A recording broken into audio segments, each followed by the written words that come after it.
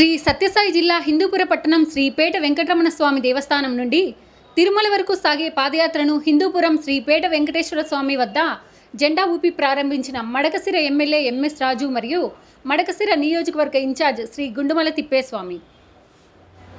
హిందూపురంకు చెందిన 350 మందితో కూడిన పాదయాత్ర బృందం 300 కిలోమీటర్ల పాదయాత్ర నిర్వహిస్తున్నట్టు తెలిపారు. ఈ నెల 14వ తేదీన తిరుమలకు చేరుకోనున్న పాదయాత్ర బృందం. ఈ కార్యక్రమంలో పాదయాత్ర బృందం అధ్యక్షుడు భాస్కర్, బాచి సుబ్రహ్మణ్యం, కృష్ణారెడ్డి, హిందూపురం ఎమ్మెల్యే బాలకృష్ణ గారి వ్యక్తిగత సహాయకుడు బాలాజీ, రాష్ట్ర వాల్మీకి సంఘం డైరెక్టర్ ఆనంద్ తదితరులు పాల్గొన్నారు.